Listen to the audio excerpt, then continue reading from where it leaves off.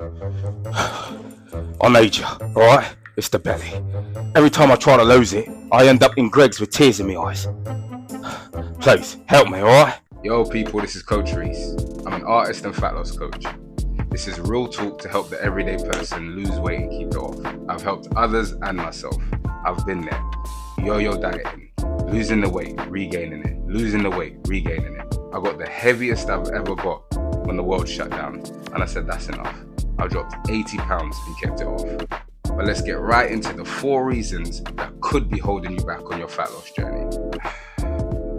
Reason number 1, you're underestimating how many calories you're actually eating. When it comes to the labels on the back of food packets, it's widely known that those things can have about a 20% margin of error. So you might think it is 200 calories and it's actually 250, 300. So always leave wiggle room for a margin of error.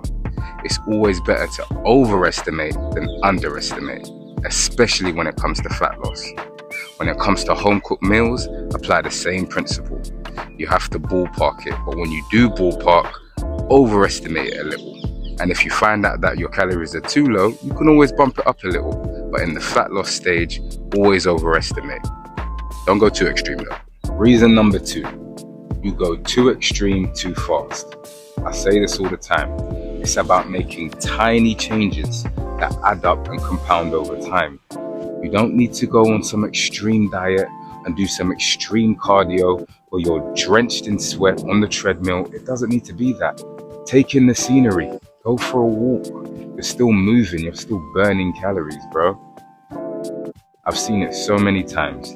People start a fat loss journey and they cut everything out. They cut out the sweets, they cut out the chocolate, they do a crazy amount of cardio and they can't sustain it. They can't sustain it because their body is not used to it. You want to be able to keep the foods you enjoy while dropping fat. You want to be able to move more and feel compelled to come back to the gym tomorrow and do the workout again. Think about it. If you put yourself through a strenuous workout the first time you do it, what are the odds of you wanting to do it again the next day and the next day and the next day? That's why you make a tiny change. And don't let anybody think that your changes are too small. Even if you commit to getting up and doing one press up, one goddamn press up, you commit to that.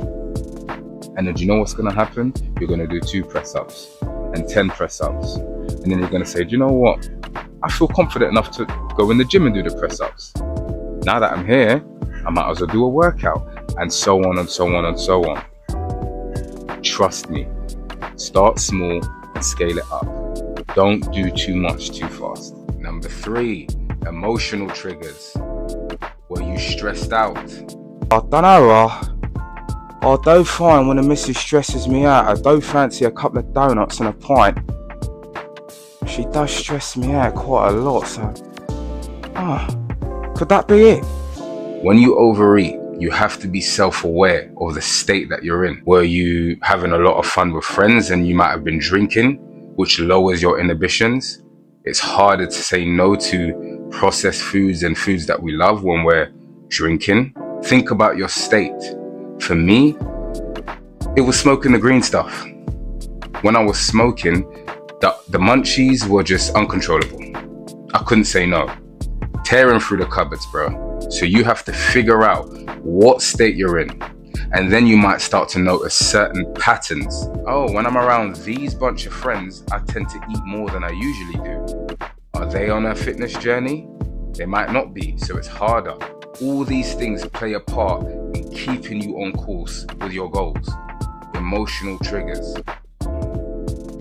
Reason number 4, and I'm sad to say this, but you don't want it bad enough. Think about this. Some of us don't feel like going to work every day, but we do it because we know our ass will get fired if we don't turn up to the job consistently. Your goals when it comes to fat loss or any endeavor that you have in life needs to have that level of importance. You don't skip workouts. You stick to your caloric deficit. It needs to hold that level of importance.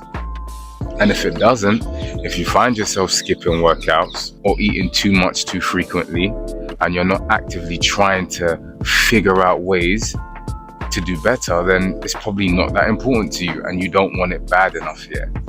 So if any of this hits home, feel free to DM me on Instagram, CoachReese__. My fat loss book is out now.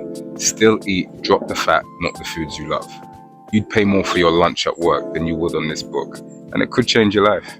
Also, if you're interested in one-to-one coaching, that's also available on my website in the description. I help everyday people drop the fat, not the foods they love. But as usual, what do I know? I'm just a dude named Reese. Peace.